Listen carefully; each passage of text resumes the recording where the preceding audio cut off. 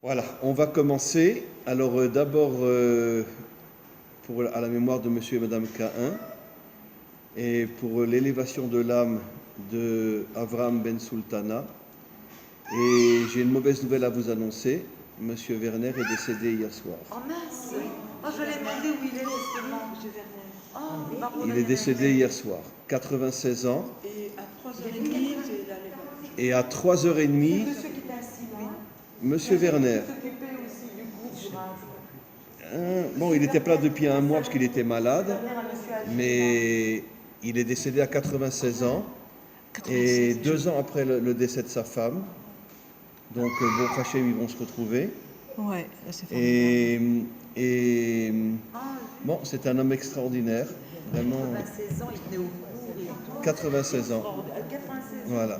Et on a le père d'un très bon ami à nous qui est mort cette semaine aussi, il est en Shiva, 103 ans. 103 ans? Ouais. Ben dis donc. 103 ans. Voilà. Il était en France, il faisait des allers-retours tout le temps. Incroyable. En tout cas, bon, Monsieur Werner est décédé. La Levaya est à Givat Shaoul cet après-midi à 3h30. 3h30, oui. 3h30 à Givat Shaoul. Le Hesped se fera dans le Hesped Ashkenaz. Ah, il est Ashkenaz, oui, c'est vrai. Comment? Il est Ashkenaz, oui. Où est-ce que j'allais Oui, demander? oui, bien sûr. Oui, bien sûr, il a des enfants. D'ailleurs, il y en a un qui vit juste en face de chez moi. Rehov et Seret. Là, ici avec Ochaïm. Et donc, oui, bien sûr, il a des enfants. Et voilà. Donc, on ne peut pas encore faire l'Ilou Nishmato parce qu'il n'est pas encore enterré. Il sera enterré seulement cet après-midi. Donc, on pourra faire Ilou Nishmat que quand il sera enterré. Et voilà, en tous les cas, je sais pas. Je sais pas.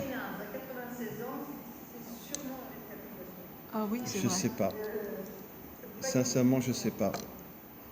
Voilà. En tous les cas, voilà. Et encore une fois, Leilou Nishmat Avraham Ben Sultana. Et donc, on va commencer notre cours. On est dans Parshat Pinchas la semaine dernière et cette semaine, pardon. Et on va essayer de comprendre un petit peu qui est le personnage de Pinchas. On voit dans notre paracha que quand Pinchas a tué le chef de la tribu de Shimon, pourtant il s'était prostitué avec une Midianite, et Pinchas les a percés tous les deux et après les a sortis sur sa lance, et il les a percés au moment où la relation était complète, parce que si c'était avant ou après, il ne pouvait pas les tuer. Il ne pouvait les tuer que quand il y avait une vraie relation entre le chef de la tribu de Shimon et Cosbi, une princesse midianite. Et après, toutes les tribus l'ont insulté. L'ont insulté, lui ont dit « Mais qui tu es, toi, pour oser tuer un chef de tribu ? Tu n'es qu'un descendant d'un idolâtre. » Pourquoi? Parce que Pinchas était un descendant de Yitro et de Yosef. Du côté de son père, il venait de Yosef, ou de son grand-père, et du côté de sa grand-mère, il venait de Yitro. Et donc, eux n'ont pas regardé le côté Yosef. Toutes les tribus l'ont insulté, lui ont dit « Espèce de sale ordure, sale idolâtre, tu descends d'un grand idolâtre, Yitro, etc. » Pourtant, tout le monde savait que Yitro avait fait une vraie teshuva et que Yitro s'était même converti. Mais bon, ça, ils n'ont pas voulu regarder. C'est absolument incroyable. Hein. Je dis toujours, bon, je sais, je me répète 1 million de fois, mais quand j'entends un rabbin qui dit « On est le peuple élu », j'ai envie de sortir un couteau et de l'égorger. Parce que franchement, non, on n'est pas le peuple élu. Absolument pas, non. Hachem nous a choisis parce qu'il s'est dit, si je réussis avec eux, je réussis avec tout le monde. Voilà. Mais comment qu'on peut être le peuple élu? Attends, Pinchas tue un chef de tribu qui va avec une prostituée, et puis toutes les tribus l'engueulent et lui disent, espèce de fils d'idolâtre et machin, etc.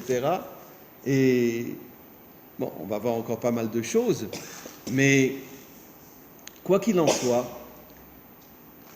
il faut comprendre que Pinchas, en vérité, vous savez que Pinchas, après, va revenir dans le Gilgoul, il va se réincarner dans Eliyahu Hanavi, et surtout, Eliyahu Hanavi va se réincarner juste avant la délivrance finale, comme on le sait.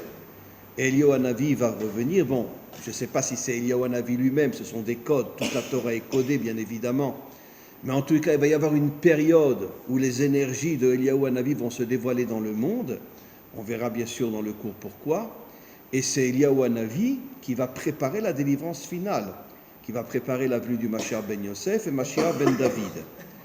Mais tout dépend de la venue de Eliyahu Hanavi. Je ne pense pas qu'il viendra d'une manière physique, ou peut-être qu'il viendra d'une manière physique, j'en sais rien, mais en tous les cas, ça ne sera pas le Eliyahu Hanavi d'il y a 3000 ans, c'est évident. Mais en tout cas, il revient dans Gilgoul, Pinchas revient dans Eliyahu Hanavi revient juste avant la délivrance finale. Et ce qui est intéressant, dans le mot Pinchas, nos maîtres expliquent les deux premières lettres, c'est P-Nun, qui veut dire panim, et Chas, valeur numérique 68, valeur numérique Chaim. Et donc, en vérité, le véritable nom, explique le Hari Akadosh de Pinchas, c'est Pne Chaim, le visage de la vie. Le visage de la vie, on verra bien sûr dans quelques instants pourquoi, et donc il incarne la vie. Mais comme j'ai déjà expliqué des milliers de fois, qu'est-ce que c'est la vie en vérité? C'est quoi? Ou plutôt, disons le contraire, c'est quoi la mort? C'est la séparation entre la dimension spirituelle, l'âme, et la dimension physique, le corps. La vie, c'est quoi? C'est l'union entre l'âme et le corps. Ça veut dire l'union entre la dimension spirituelle et la dimension matérielle. Et Pinchas venait justement de Yosef et de Yitro, comme on va le voir. Yosef, comme on le sait, avait les deux dimensions, puisque Yosef est appelé, c'est le seul dans la Torah qui est appelé Yosef Hatzadik. C'était donc un tzaddik, un homme qui avait une connexion avec Dieu comme on ne peut même pas imaginer, comme il est dit Ve'Hashem imo, Ve'Hashem imo, on le voit plusieurs fois dans la Torah, Hachem est avec Yosef, Hachem est avec Yosef. Mais pourquoi Hachem est avec Yosef? Pourquoi? Parce que justement c'était aussi un homme qui était un homme d'action. À l'âge de 17 ans, il a été vendu en Égypte, et de 17 ans à 110 ans, il a passé toute sa vie à être dans l'action. N'oublions pas qu'il a dirigé l'Égypte pendant 80 années, le pays le plus corrompu, le plus idolâtre, le plus débauché de la terre.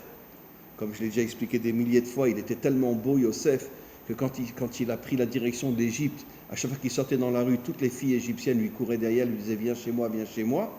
Elle perdait la tête tellement il était beau. Il n'est jamais tombé une seule fois. Il n'est jamais, pourtant à 30 ans, même pas avec la femme de Poutifar, il est tombé. Il a failli. Comment? Il a failli, mais il s'est retenu. Il n'a pas été jusqu'au bout. Et donc, et après, il s'est vraiment ressaisi, et il ne les regardait même pas, les filles d'Égypte. Oui, c'est vrai. C'est vrai. Voilà, le visage de son père. Bon, à cette époque-là, il n'avait que 17 ans. D'accord? Donc, c'était un peu plus difficile. Mais en tout cas, il n'a malgré tout pas été avec elle. Il a vu le visage de son père, etc. Il s'est retenu. Mais en tout cas, Yosef n'est jamais tombé. Yosef n'est jamais tombé. C'est pour ça qu'on l'appelle Hatzadik. Et comme je dis toujours, c'est quoi le tzaddik? C'est quelqu'un qui est dans une yeshiva et qui étudie toute la journée? Jamais de la vie. Ça, c'est un bon juif, Nikuda. Le tzaddik, c'est celui qui est dans ce monde et qui ne tombe jamais. Ça, c'est le tzaddik authentique. Il est dans ce monde, il ne tombe jamais. On voit, et donc, Yosef, Pinchas descend de Yosef, un homme qui est arrivé à faire le lien entre l'âme et le corps, entre le monde d'en haut et le monde d'en bas. Yitro, c'est pareil. Yitro, au départ, était un idolâtre, c'était le pape de l'époque. Et puis, quand il a entendu parler de la traversée de la mer et comme dit Rashi, et la lutte contre Amalek, il a décidé de rejoindre Israël dans le désert et de se convertir. Ça veut dire lui aussi a tout lâché pour devenir d'une certaine manière un homme d'action. Puisque qu'est-ce qu'il a vu? La traversée de la mer. Grâce à qui la mer s'est ouverte? Grâce à l'action de Nachshon, qui est rentré dans l'eau et quand il a failli se noyer, la mer s'est ouverte. Et la guerre contre Amalek, c'est uniquement Moshe qui a prié? Non. Et Yoshua a levé une armée et s'est battu contre Amalek. Donc on voit vraiment le lien entre Moshe et Yoshua. Moshe prie, c'est normal, il a plus de 80 ans, mais Yoshua se bat. Encore une fois, l'union entre l'âme et le corps, l'union entre la prière et l'action. Pourquoi Moshe n'est pas intervenu du tout on ne parle pas du tout de Moshe. Moshe est intervenu. Moshe, c'est lui qui a tué Sichon et Og. Non, mais avec Pinchas. Comment? Avec Pinchas, il n'a pas bougé. Oui, mais parce que justement, il a voulu, comme on va le voir, il a voulu donner la possibilité à Pinchas de faire cette action. Et comme on va le voir dans quelques instants. C'est-à-dire qu'en vérité, Pinchas était descendant de deux hommes qui avaient réuni l'âme et le corps, la spiritualité et l'action. Une chose qui s'est pratiquement complètement perdue aujourd'hui. D'accord? Enfin, pas complètement. Je veux dire, comme je dis toujours, grâce à Dieu, on a eu le plus grand héros de notre histoire, depuis David Ameller, on a eu Moreno, grâce à Dieu. Et j'ai rencontré son oncle à Montréal. Ah ouais? Ouais, son oncle vit à Montréal. Sa tante était avec moi, la sœur de sa mère, Oui. était avec moi dans la guitare, en Espagne. Elle m'a dit que sa sœur n'arrivait pas à faire son deuil encore. Et À faire son deuil. Sa sœur, la mère d'Emmanuel Moreno, ne pouvait pas faire son deuil. Parce que chaque fois, il y avait des copains qui venaient et qui nous racontaient des histoires nouvelles. ah oui, Sur, ah oui. Et son oncle, c'est le frère de son père, vit à Montréal. Et je l'ai rencontré. Il venait à chacun de mes cours, il venait. Et je l'ai rencontré. Il m'a raconté aussi des histoires sur Moreno inimaginables. Mais que je ne peux pas raconter parce qu'il m'a dit de garder le secret, mais des histoires absolument incroyables sur Moreno. Bon. Quelqu'un d'absolument incroyable qui lui aussi avait réussi à réunir le monde d'en haut avec le monde d'en bas. Bon, il y en a d'autres aussi, bien sûr. Il y a eu à Élie, comment il s'appelait, celui de Élie, là? Comment? Qui? Klein. C'était un officier pendant la guerre du Liban. Il était avec tous ses soldats. C'est à pleurer. Et tout d'un coup, un Libanais jette une grenade. Il s'est jeté sur la grenade. Il a explosé sur la grenade pour sauver tous ses soldats. Mais vous imaginez des gens pareils? Comment? Mais c'est de la folie. C'est de la folie. Il aurait pu s'enfuir comme tout le monde. Et puis qui meurt. Il saute sur la grenade pour sauver tous ses soldats. C'est un Français lui aussi. ça fait rappeler Pinchas un peu. Ben oui. C'est reprotège. Mais justement, comme on va le voir. Donc vive la France. Hein. Non, on ne peut pas dire vive la France. Hein. Vive Israël. Mais vive la France aussi. Hein. Attends, les deux plus grands héros de l'armée israélienne, Klein et Moreno, étaient des Français. Moreno était un Marseillais, Klein, je crois qu'il venait de Paris. Donc, et les deux ont donné leur vie pour sauver Israël. C'est des choses absolument incroyables. Donc vive la France, comme on peut dire. Hein. On peut dire vive la France? Non, on ne dit pas vive la France. Non. Vive Comment? les Juifs qui vivent en France. Ah, bien sûr. Ah. Vous m'avez sauvé. Vive les Juifs français. Et vous savez que dans le prophète Obadiah, il est dit que lorsque les Juifs reviendront de France, Hachem se dévoilera comme roi dans le monde. Donc on a un sacré travail à faire, nous les Français. Hein? Hein? On essaye, hein. On essaye, voilà. Non? Tu n'as pas un fusil, toi? Non? Bon. Ben, prends un fusil et bats-toi. Hein? Parce J'ai que... vu beaucoup de soldats cette semaine très religieux avec la kippa, les tzitzit, Vous plaisantez, mais aujourd'hui ce sont des milliers d'orthodoxes qui rentrent à l'armée aujourd'hui dans les unités combattantes, dans les unités d'élite. Et personne n'en parle en Israël. Hein. Bah, évidemment. Ils sont tellement écœurés de voir des milliers d'orthodoxes qui vont à l'armée. Je vous ai dit, moi j'étais rave à l'armée pendant des années. Donc j'enseignais dans ces unités d'élite. Parachutistes, commandos, Givati, papillotes, etc. Et il faut voir les muscles qu'ils avaient. C'est inimaginable. Il y a une révolution dans le monde haridi aujourd'hui, mais personne n'en parle. Parce qu'ils sont tellement gênés de voir que les enfants de Haridim vont à l'armée, dans les unités combattantes. C'est inimaginable ce qui se passe. Donc maintenant, on continue. Donc on voit que Pinchas, pourquoi finalement il les a tués? On le verra d'une manière un peu plus profonde dans quelques instants. Il les a tués pourquoi? Parce que justement, Pinchas s'appelle le visage de la vie. Et donc, il voulait redonner la vie au Ham Israël. Comme on va le voir dans quelques instants, en vérité, la prostitution, la débauche, c'est la mort. Comme on va le voir dans quelques instants, la débauche, c'est la mort. c'est la séparation entre l'âme et le corps. C'est le premier, on pourrait dire, c'est le premier pas vers la mort, comme on va le voir. Maintenant, regardez ce qui s'est passé. Pinchas, dans notre paracha, après que toutes les tribus l'ont insulté, Hachem a décidé de le nommer Cohen. Comme on le voit au début de notre paracha, Parashat Pinchas, il est devenu Cohen. Maintenant, ce qui est très intéressant, c'est que jusqu'à la construction du Beth Amikdash par Shlomo, en vérité, le statut des Kohanim était resté entre les mains de Aaron et de ses enfants et de ses descendants. Et Pinchas, bon, il n'avait pas vraiment un rôle pendant pratiquement 500 ans. Et quand Shlomo Améler, il a construit le Beth Amikdash, bravo Boaz. Boaz, coucou. Mais non, c'est gentil un enfant qui hurle, c'est magnifique. Voilà. Et quand Shlomo Améler, il a construit le Beth Amikdash, il a arrêté toute la lignée de Aaron et de ses enfants, et il a décidé de nommer comme Kohen Gadol au Beth Amikdash un descendant de Pinchas. Et pendant tout le temps que le premier temple était construit, c'était que des descendants de Pinchas qui étaient Kohen Gadol ou même Kohen d'un haut niveau. Et bien sûr, les commentaires posent la question, mais pendant 500 ans, c'est Aaron et ses enfants qui sont les vrais Kohanim, et tout d'un coup, quand Shlomo Améler construit le Beth Amikdash, à ce moment-là, il nomme les descendants de Pinchas. Nos maîtres donnent une réponse extraordinaire que j'ai déjà dite. Pourquoi? C'est quoi le secret du Beth Amikdash? Veshachanti betochan. C'est que Hachem descend dans ce monde et se dévoile dans ce monde. Ça veut dire la pire des choses qui puissent arriver à Hachem, là où il s'embête à mourir, c'est quand il est là-haut. D'accord? Avec les anges et tout, je veux dire, une catastrophe. Vous comprenez? Hachem, il aime être dans ce monde. Comme il est dit, Vaya Hachem les melech al kol haaretz. Les melech al kol haaretz. Hachem veut être roi dans le monde matériel. Bien sûr, un monde matériel complètement réparé, avec la délivrance. Mais Hachem, il s'embête là-haut. Qu'est-ce que nous disent nos maîtres?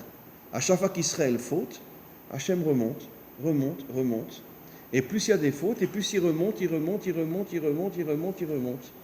Voilà. Vous savez combien de tzadikim, avant de mourir, se mettaient à pleurer? Entre autres, le Gaon de Vilna. Alors ses élèves lui ont dit, mais Rabbi, pourquoi tu pleures? Tu vas être à côté d'Hachem, toi là-haut. Vous savez ce que le Gaon de Vilna a répondu? Il a dit, mais qu'est-ce que je vais faire là où je vais m'embêter à mourir? Qu'est-ce qu'on va faire? C'est une âme sans corps, donc c'est une moitié d'être. Et donc automatiquement, c'est pas un être entier. Il dit, et il a pris cette tzitzit, c'est marqué dans un livre, et il a dit, je pourrais plus faire de mitzvot, je pourrais plus être dans l'action. C'est pour ça que je veux pas partir. C'est extraordinaire. Ça, c'est des maîtres authentiques qui ont compris qu'en vérité, un homme, il doit être à la fois spirituel et à la fois dans l'action. Alors maintenant, on comprend pourquoi Shlomo, il a choisi Pinchas, juste un instant. Parce que comme Pinchas, justement, il avait agi, il avait tué le chef de la tribu de Shimon, comme on va voir dans quelques instants, pourquoi il a fait ça. Et que Pinchas venait de Yosef, l'union entre le monde spirituel et le monde matériel, pareil pour Yitro. Et Shlomo ne voulait pas des Kohanim qui sont que là-haut. Il voulait l'union entre le monde spirituel et le monde matériel. Et c'est pour ça qu'il a choisi Pinchas, qui s'appelle le visage de la vie. Et la vie, c'est l'union entre l'âme et le corps. Oui. On remarque une chose, c'est que le bébé qui arrive au monde, dès qu'on lui coupe le cordon ombilical, il se met à pleurer. Oui. Si je vais quitter le monde d'en haut, on le bat dans ce monde ici, dans le monde d'en bas. Et celui qui s'en va de ce monde ici, quand il s'en va, il réalise qu'il va partir de ce monde, il pleure parce qu'il se dit, je vais rejoindre également le monde d'en haut. Oui, jusqu'à la délivrance finale. Après, il y aura Triatamétim, il y aura la résurrection. Et heureusement, parce que si on devait rester tout le temps là-haut, je veux dire, on va s'embêter à mourir. Et qu'est-ce qu'on fait là-haut? Franchement, comme ça, toute la journée, merci Hachem. Non, c'est pas sérieux. Il a dit que dans le monde d'en haut, on s'embête. Et heureusement qu'au moment de la délivrance, il y aura la résurrection. À nouveau, l'âme rentrera à nouveau dans le corps pour faire un être authentique, l'union entre la dimension spirituelle et la dimension matérielle. Mais le fait de pleurer, Non, le cordon ombilical qu'on coupe au bébé, où il pleure parce qu'il sait qu'il va... Ben, il va être dans un monde de dîne. dans un monde d'action. Et c'est quoi ce monde? C'est un monde de rigueur, un monde d'action. C'est quoi ce monde? Comme disent tout au début du Maaseh Bereshit, on dit Allah bemarshafto livro et haolam beminat hadin. Hachem a pensé que ce monde devait être un monde de din, un monde de rigueur. Et pourquoi Hachem a créé un monde de rigueur? Pourquoi on a toutes ces épreuves dans ce monde?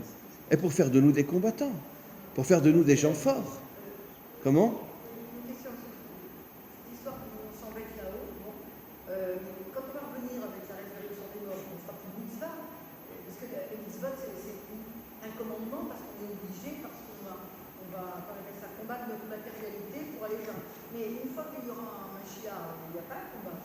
Alors, ici quoi? Eh bien justement, sachez que dans le Talmud, il est dit que tous les prophètes n'ont vu que jusqu'à la résurrection.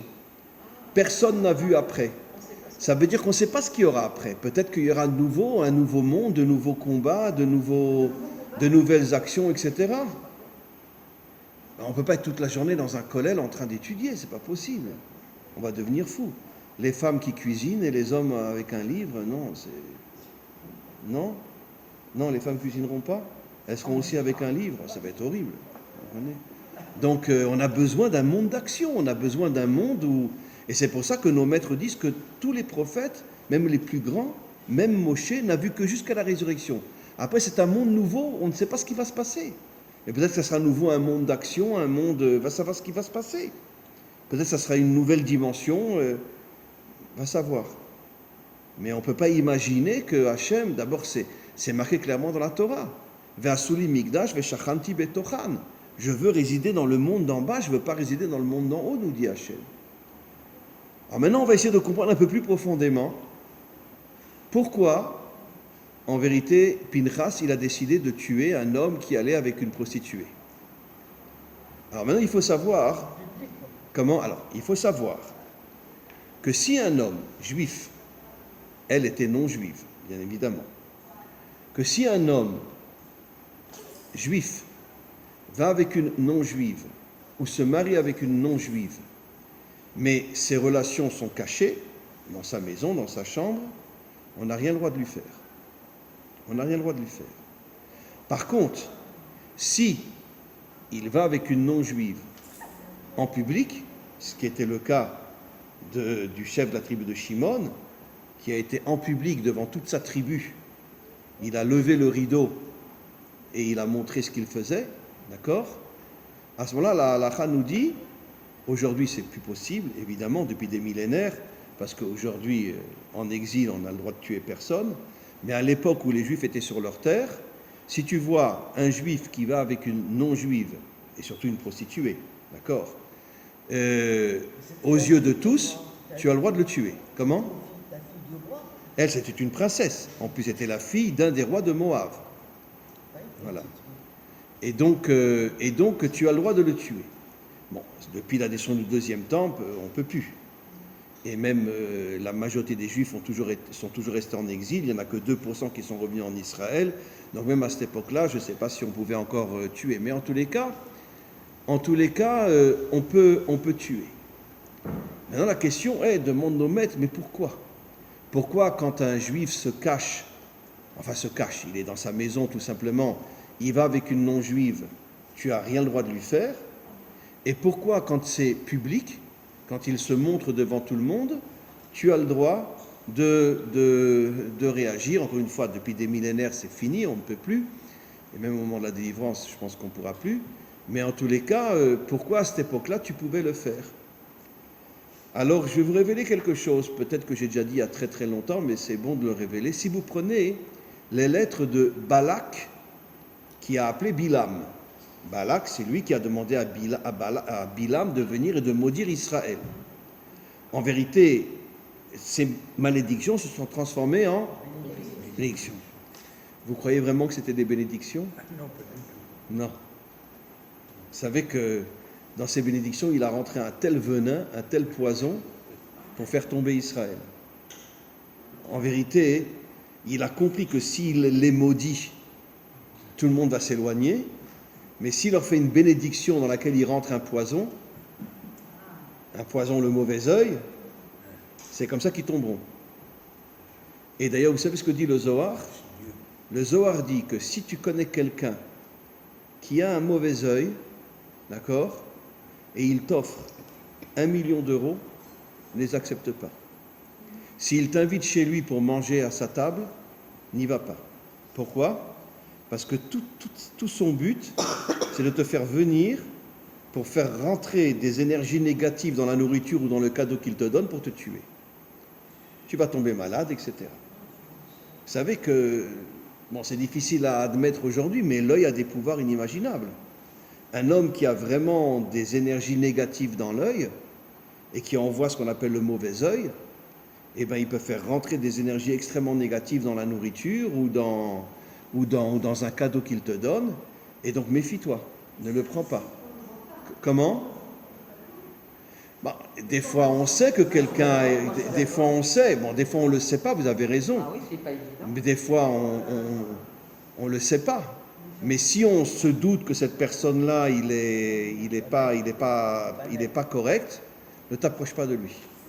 Même s'il te donne 1 million d'euros, dis non, je ne le veux pas. Parce que tu vas prendre 1 million d'euros, puis 1 mois après, tu auras le cancer.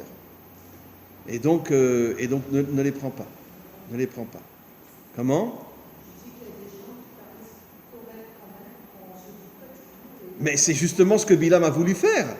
Pourquoi Bilam, il a fait des bénédictions? Parce qu'il voulait empoisonner Israël. Et bien sûr. Et vous savez qu'il y a une discussion dans le Talmud, il y a quelques maîtres, une minorité, qui voulait que chaque jour, dans la prière, on récite toutes les bénédictions de Bilam.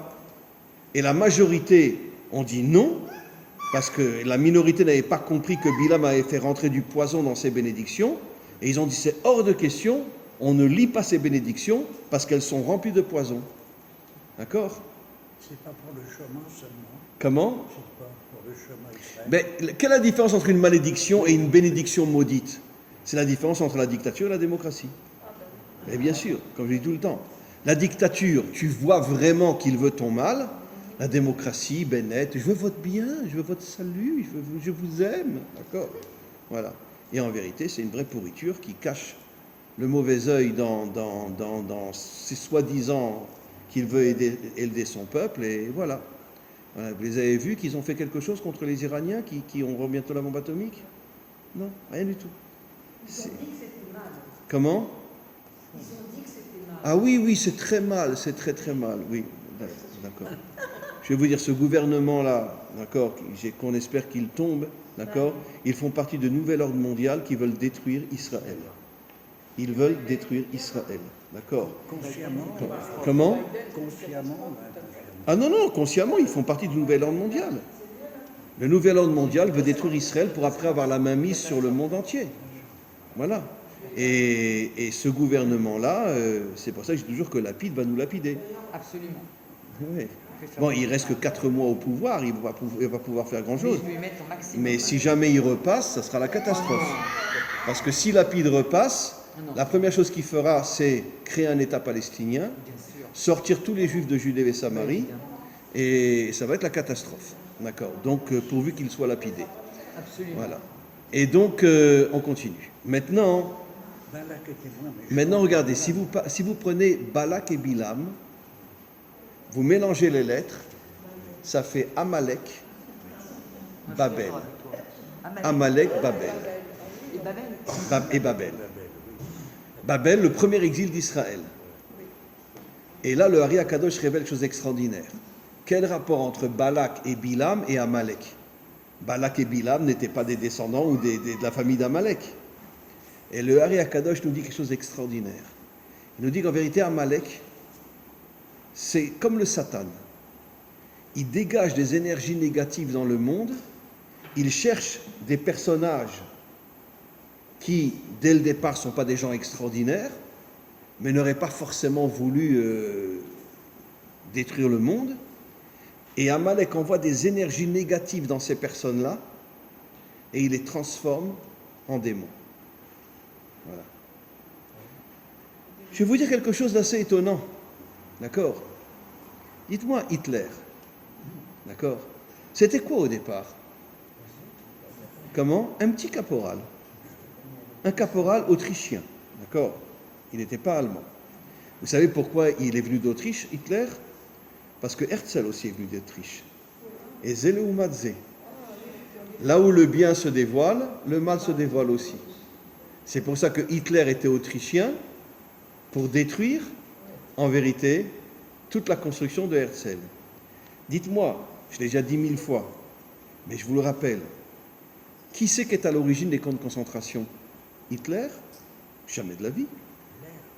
Husseini, Ah oui, le moufti de Jérusalem. bien sûr. Le moufti de Jérusalem, quand il a vu qu'il y avait tellement de juifs qui venaient en Israël, il est parti voir Hitler. D'accord? Et il a dit à Hitler, j'arrive pas à comprendre. Bon, c'est vrai que tu tues plein de juifs, d'accord. Il y avait à ce moment-là ce qu'on appelle les unités nazies des têtes de mort.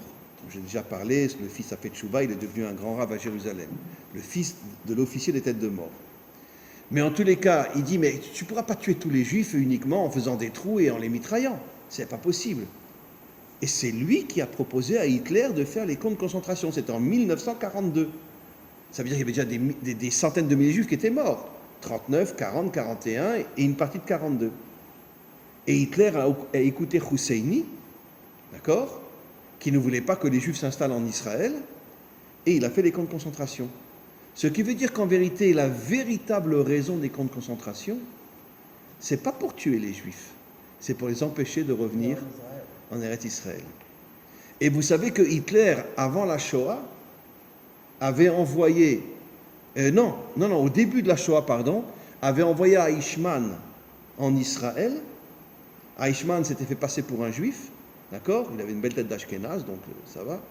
Il s'était fait passer pour un juif, et il a été dans tous les, parce que c'était pas les kibbutz à l'époque, c'était les compagnies, les coopératives juives, pour préparer la destruction d'Israël. Et tout le monde pensait qu'Eichmann était un juif. D'accord? Comment? Mossad l'a attrapé, ils l'ont tué. Oui, bon, ils l'ont attrapé en Argentine. Mais Il est comme voilà. un pauvre. Voilà. Et je vais vous dire encore une autre chose, d'accord? Vous savez que ça fait plus de 70 ans, enfin plus que quoi, qu'on nous fait croire que Hitler s'est suicidé. Hitler ne s'est pas suicidé. Hitler a été récupéré par la CIA, d'accord? Ils l'ont caché en Amérique. Il est mort depuis, bien sûr, mais il ne s'est pas suicidé. La CIA a récupéré Hitler comme la CIA a récupéré énormément de nazis qu'ils ont emmenés pour les sauver en Amérique, d'accord? Vive les gouvernants américains. Et Hitler ne s'est pas suicidé. Hitler n'est pas suicidé. Bon, il y en a qui disent que oui, il y en a qui disent que non, mais moi je crois ceux qui disent que non. Hitler ne s'est pas suicidé.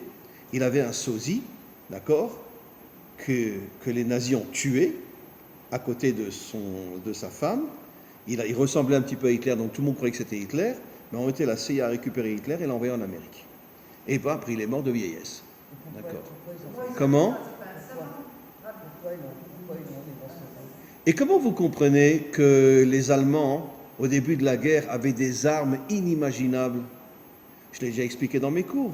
Qui a donné des millions et des millions à Hitler? Le gouvernement américain.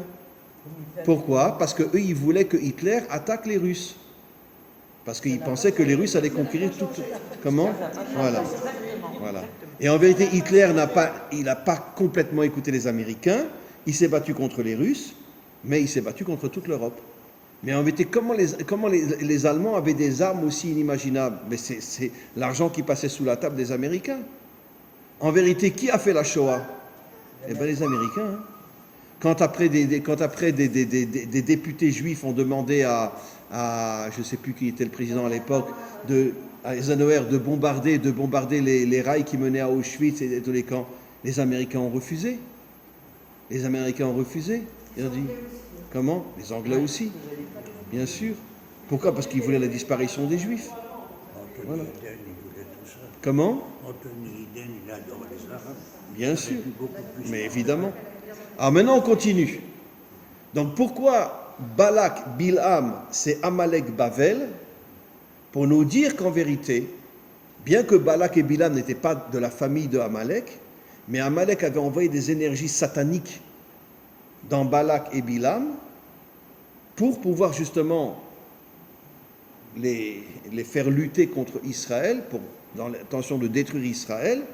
D'une certaine manière, ça a plus ou moins marché, puisque après, Bilam a dit à Balak d'envoyer des prostituées moabites et midianites, et ça a fait tomber quand même 24 000 juifs, d'accord, qui sont morts, 24 000 juifs qui sont morts, tous ceux qui étaient partis avec des prostituées. Et donc, comment ? 24 000 pareil. Oui, Comme les élèves de Rabbi Akiva. absolument. 24 000 élèves. Alors maintenant, je vais vous dire le secret. Pourquoi 24 000 ? Parce que si vous prenez 2 et 4, ça fait 6, qui sont les 6 qualités fondamentales que l'homme doit acquérir.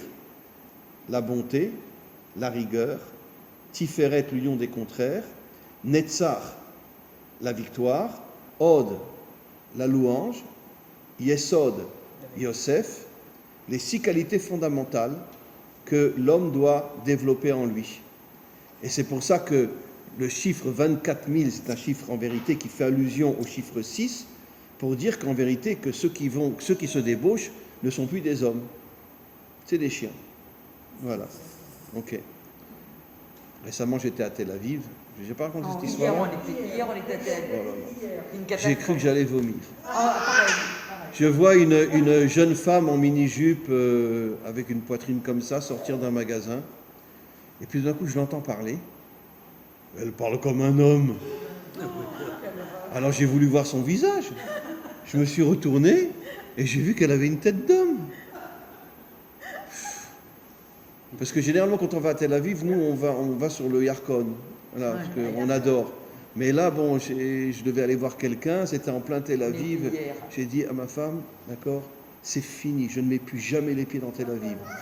Tu vois les hommes se tenir par la main, les femmes se tenir par la main, les hommes s'embrasser dans la rue, les transfuges, les trucs, les machins. J'ai dit, moi, c'est fini, j'avais envie de vomir. J'avais envie vraiment de vomir. Alors, tu vois... Les femmes sortent très très vite de chez elles, donc elles oublient le short, elles oublient le pantalon. Ben oui. Alors, Ah non, mais tu vois des catastrophe. trucs horribles. Catastrophe. Tu vois un homme en mini-jupe, non mais attends, comme ça. Et puis je sais pas comment qu'il avait une poitrine comme ça, je sais pas. Bon, il s'était peut-être créé, j'en sais rien, mais bon, un transfuge quoi. Et par contre, il n'avait pas changé sa voix. Comment Ah, transgenre. Mais il n'avait pas changé sa voix. Il parlait vraiment comme un homme. Hein. C'est Voilà. horrible, horrible Tel Aviv. C'est incompréhensible. Bon, vive Tel Aviv. Allez. Voilà. C'est pour ça que je vous dis, quand on entend le peuple élu, mais vous dites, mais c'est pas possible, mais ils sont tarés ces gens-là. Quel peuple élu? Quel peuple élu? Ah oui, alors... Ah oui. Mais au Canada aussi, hein. Au Canada, ils sont aussi tatoués des pieds jusqu'à la tête. Tous les jeunes au Canada sont tatoués des pieds jusqu'à la tête. En Amérique, un peu moins, parce que j'étais aussi à New York, un peu moins, mais ils sont aussi tatoués. Mais alors, au Canada, les Québécois, mais alors, tu vois pas leur peau. Hein. Incroyable. Voilà. Comme en Israël. Comme en Israël. J'ai demandé à un coiffeur qui était aussi de l'autre côté. Je lui ai dit, mais pourquoi on nous a tatoués il y a 70 ans? On nous a tatoués. Oui. Pourquoi vous nous tatouez comme ça? Oui. Pourquoi ça? Bon, enfin bref. Alors je continue. Maintenant, regardez.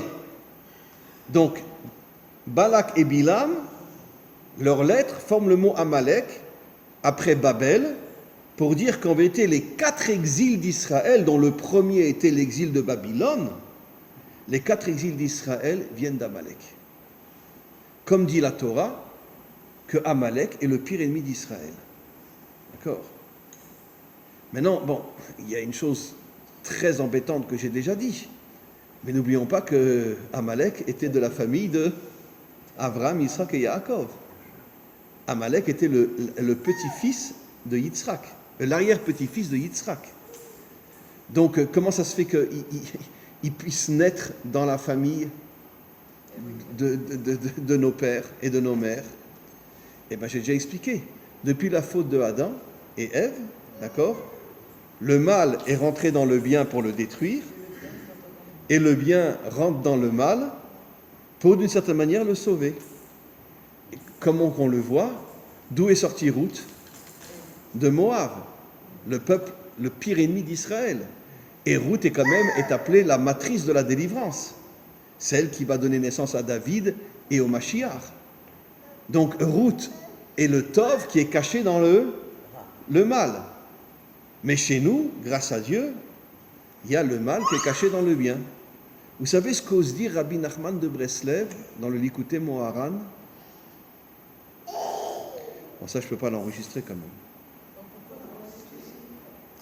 Il y a une Torah, je rechercherai le numéro et la semaine prochaine, je vous dirai quelle Torah c'est, où il dit que le monde rabbinique, à son époque, à notre époque, Bichlal, est rempli de Shedim Yehudiim, de démons juifs. Je ne sais pas comment il a eu le courage de dire une chose pareille. De démons juifs. Et il parle du monde rabbinique. Des démons juifs. Qui se cachent sous l'apparence. D'accord? Mais en vérité, aujourd'hui, quand tu écoutes un rabbin parler, qu'est-ce qu'il te dit? Étudie, fais les mitzvot, Dieu t'aidera, etc., etc. Surtout ne sois pas un homme d'action. Hein. Surtout ne descends pas dans ce monde et ne sois pas un homme d'action. Voilà. C'est ça ce que les rabbinim disent aujourd'hui. Et finalement, ils nous affaiblissent. Je comprends que Rabbi Nachman ait dit il y a 300 ans que le monde rabbinique était rempli de shedim yehudim, de démons juifs. Comprenez? Parce qu'un rabbin qui te dit tu as été créé uniquement pour faire les mitzvot, étudier la Torah, et qui n'ose pas te dire sois un homme authentique et bats-toi contre le mal, comme on va le voir dans quelques instants, mais s'il ne te dit pas ça, ça veut dire que c'est un démon. Ça ne peut pas être un vrai juif. Parce que le vrai juif est quelqu'un qui a une connexion avec Hachem qu'on ne peut même pas expliquer, mais qui est en même temps est un guerrier, est un combattant, qui se bat pour essayer de se battre contre le mal qu'il y a dans ce monde. Alors maintenant on continue. Donc, le mal est rentré dans le bien pour nous détruire de l'intérieur, bien sûr.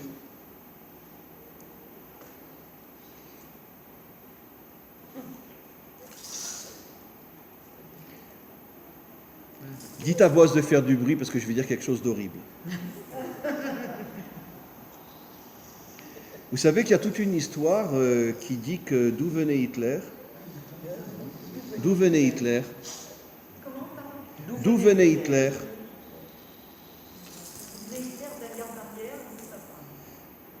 Bon, je me donne une claque, sale juif.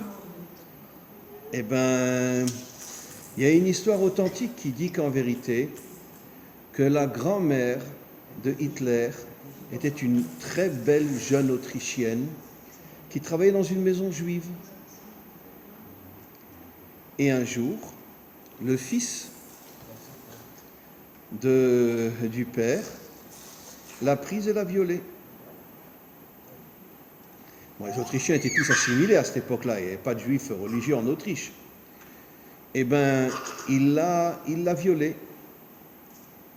Elle a eu un enfant, qui a eu un enfant. Hitler était son petit-fils.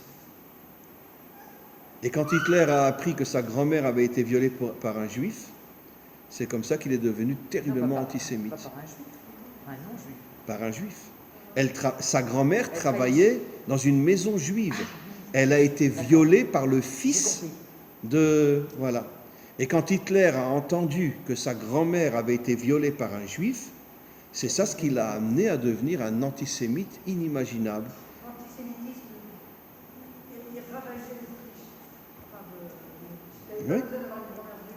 Oui, mais non, elle n'était pas juive, sa grand-mère, puisque le violeur était juif et elle n'était pas juive.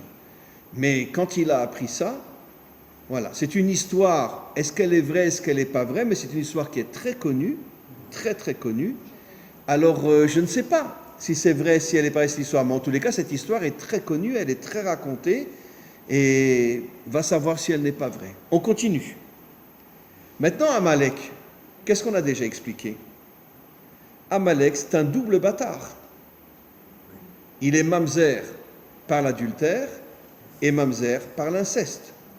Puisque le père d'Amalek s'appelait Éliphaz, c'était le fils de Esav, d'accord? Éliphaz était une grande ordure. Et Timna l'a repoussé. Voilà. Éliphaz a eu une relation avec la reine de Séhir, qui était mariée avec le roi de Séhir.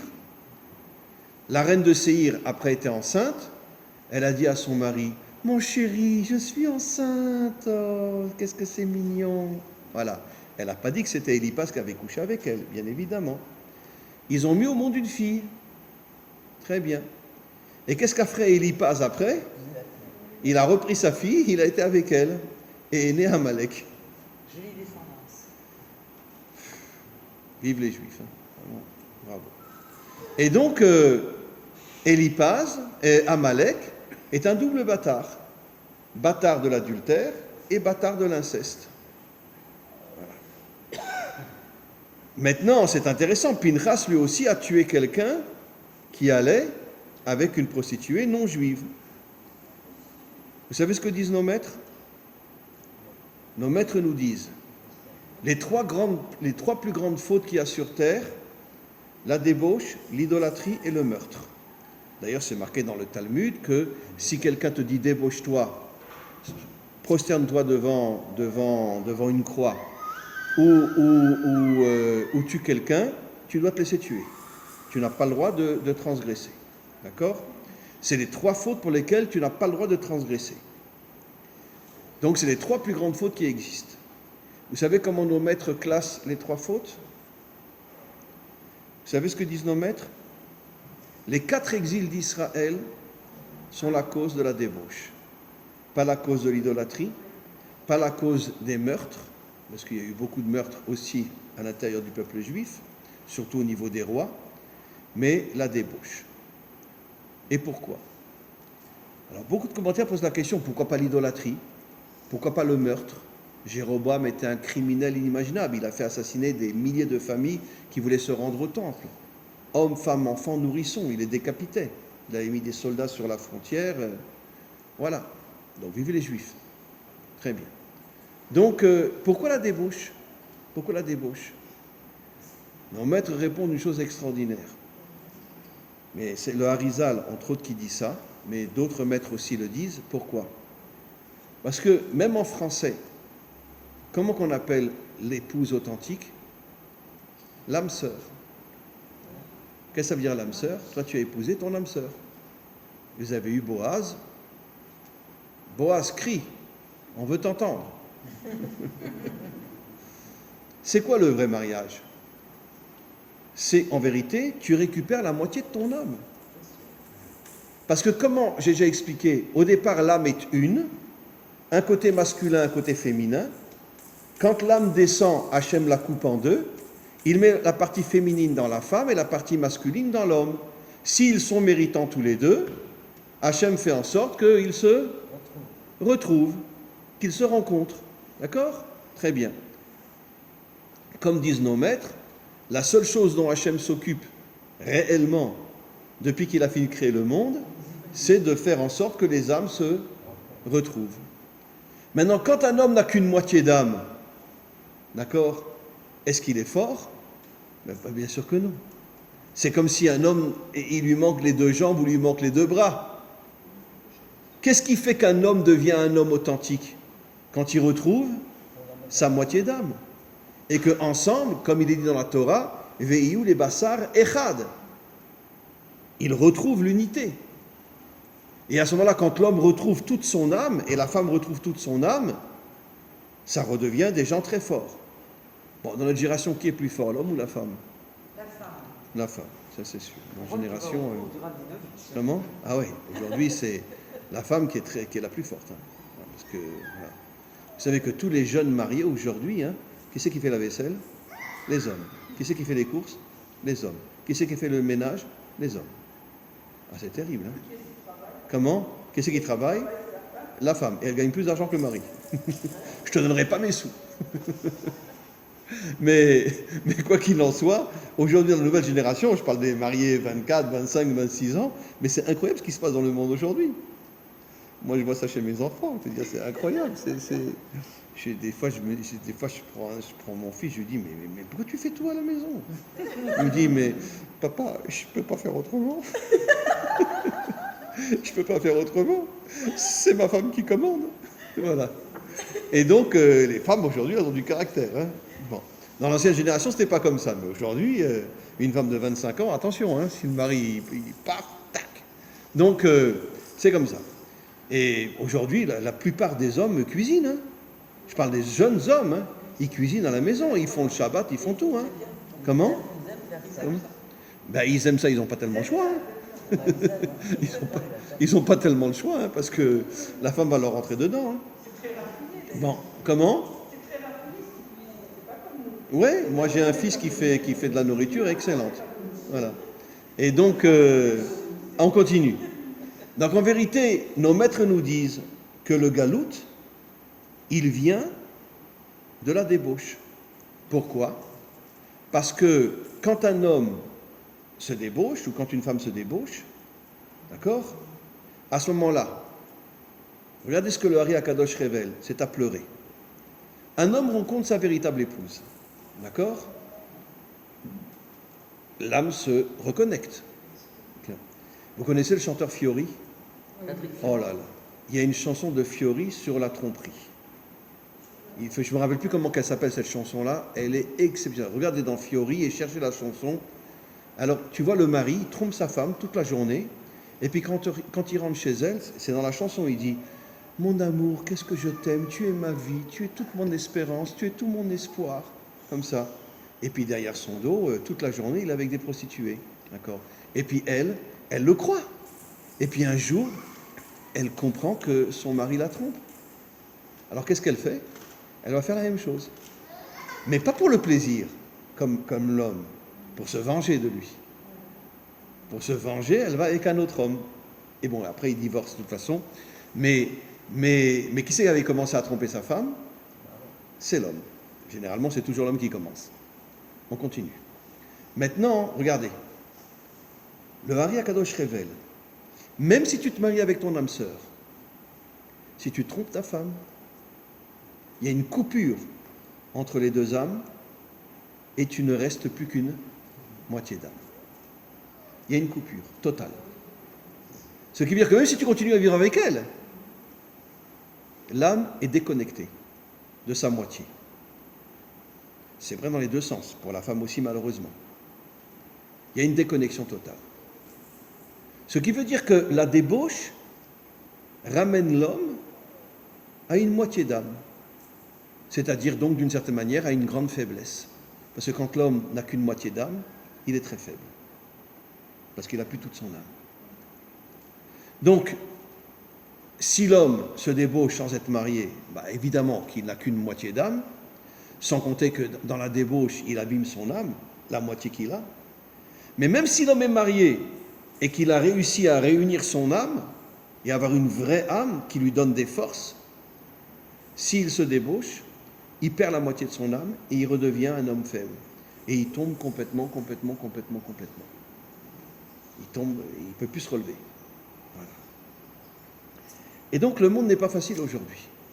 Le monde n'est pas facile aujourd'hui. Oui. Je ne vous dirai pas qui m'a dit ça un jour, mais un jour quelqu'un vient me voir, c'était une femme, elle vient me dire « Rav, vous savez ce qu'il y a à Tel Aviv ?» Je lui dis « Ben oui, je sais ce qu'il y a à Tel Aviv, hein, des homos, des lesbiennes, des... Voilà. » Je dis « Non, Rav, je ne parle pas de ça. Il y a une boîte de nuit de Haridim à Tel Aviv où les hommes viennent avec leurs femmes et toute la nuit ils se les échangent. » C'est possible ça? Je lui ai dit « Écoutez, vous vous foutez de moi, madame, c'est pas possible. » Elle me dit « Vous voulez que je vous donne l'adresse?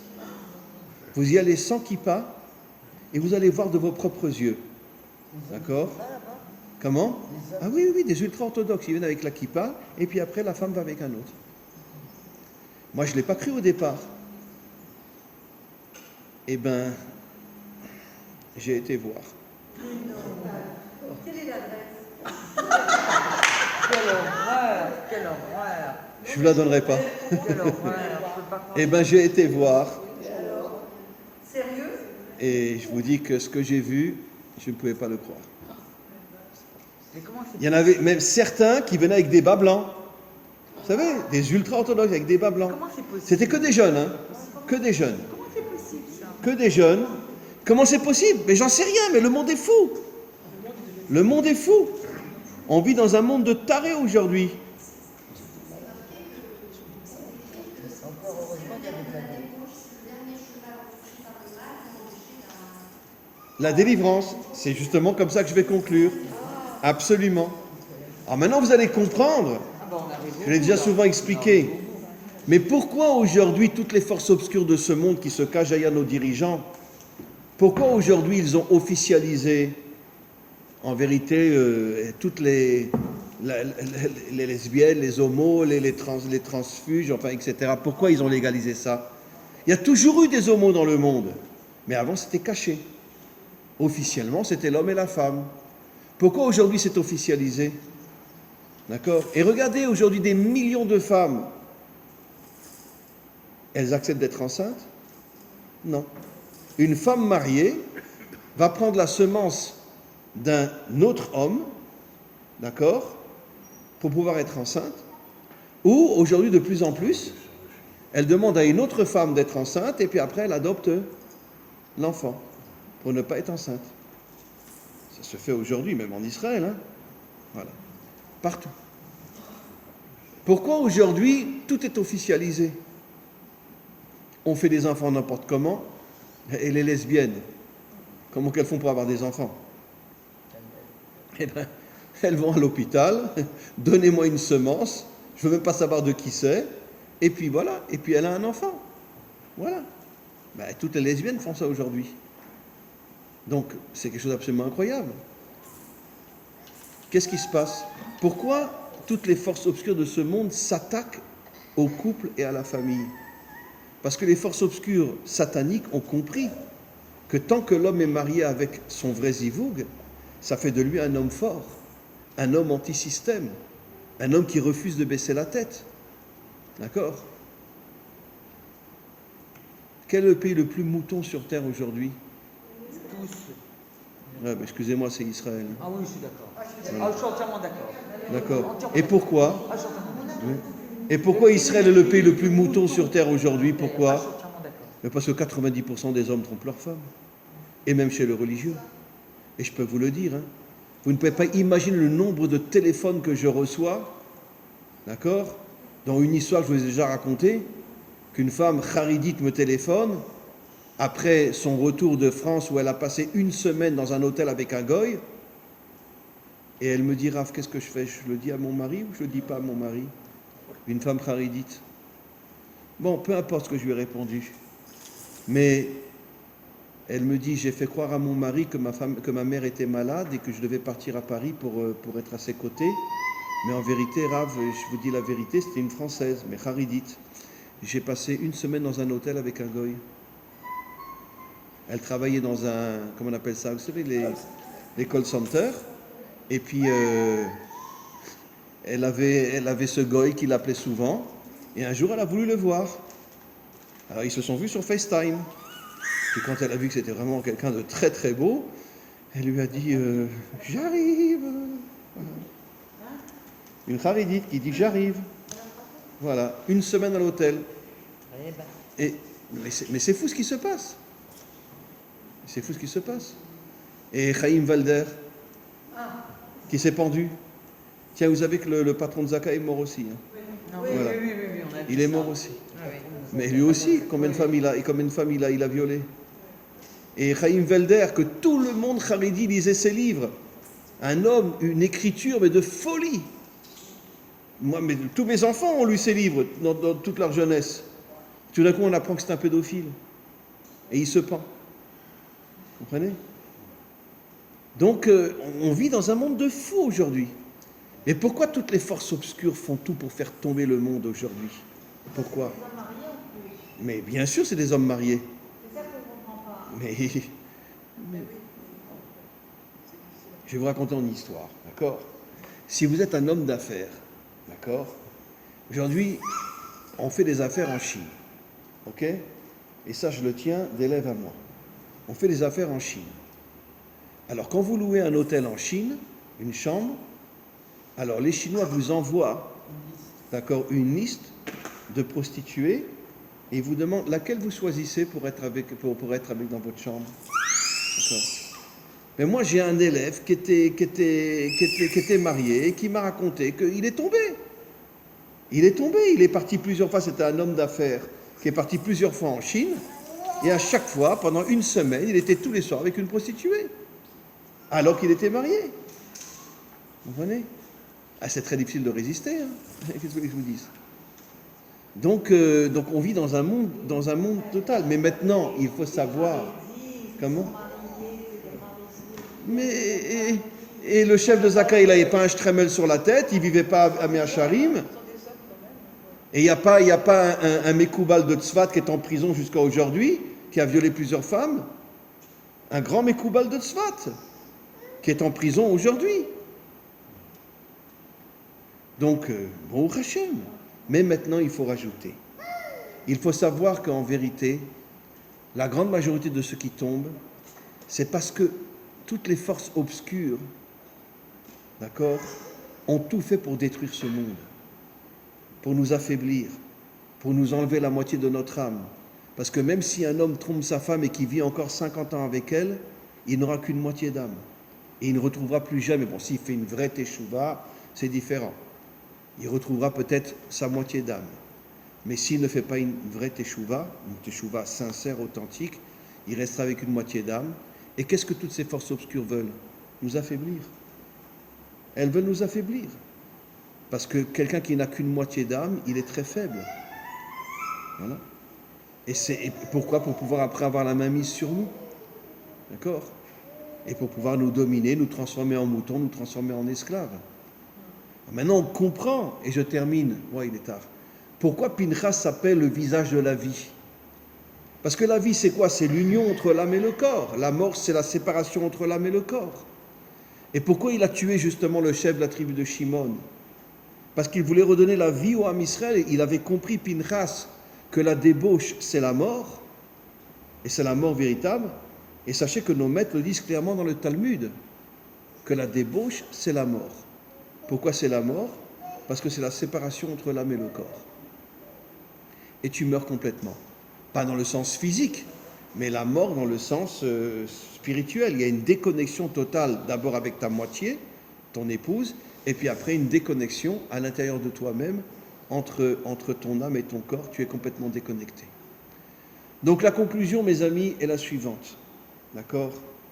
Si on veut être l'armée du Mashiach, si on veut véritablement l'aider à venir, parce que pourquoi en vérité, comme dit la chanson en hébreu, même pas il téléphone, Afilu lo metalfen, même pas il téléphone aujourd'hui. D'accord? Vous connaissez cette chanson? Afilu lo metalfen, même pas il téléphone. Très bien, ok. Et pourquoi il ne téléphone pas? Parce qu'il est écœuré de ce monde. Il est écœuré de ce monde. Si encore c'était que les laïcs qui se trompaient, qui se débauchaient. Mais aujourd'hui, malheureusement, bon, Hachem me pardonne, mais on sait que c'est dans tous les milieux. Vous savez pourquoi il y a tellement d'enfants charidim qui deviennent chilonim aujourd'hui? Parce qu'ils sont écœurés d'entendre ce qu'ils entendent. Ils n'en peuvent plus. Ils disent, mais quoi, c'est ça la Torah? Mais j'en ai rien à foutre, moi, de la Torah. Pourquoi on ne peut même plus compter le nombre d'enfants charidim qui quittent tout aujourd'hui. Et pourquoi? Encore une fois, parce que quand ils entendent encore un rave, encore un rabbin, encore ci, encore ça, ils sont tellement écœurés que, bon, ils comprennent mal bien sûr, mais ils sont tellement écœurés qu'ils s'en vont. Donc en vérité, nous, notre travail véritable, c'est d'être propre, d'être pur, et de savoir, comme Yosef, que si on résiste à toutes les tentations de ce monde, à ce moment-là, on devient un soldat qui va amener la délivrance. Et ça, c'est notre travail aujourd'hui. Un travail d'action. Parce qu'un homme qui travaille et qui a des secrétaires dans son truc, elles ne sont pas forcément toutes religieuses. Hein. Il peut avoir une secrétaire qui a le dos nu, qu'on voit sa poitrine, etc. Et comment qu'il va tenir? S'il a 30, 35 ans ou 40 ans, comment qu'il va tenir? S'il tient, il devient un soldat du Mashiach. Et c'est pour ça qu'il faut absolument aujourd'hui travailler sur ce côté-là, sur le côté de la débauche, parce qu'encore une fois, c'est comme ça que Be'ezrat Hashem, on fera venir le Mashiach. Amen. Amen. Voilà. Vous êtes français? Hein? Ah, très bien. Voilà.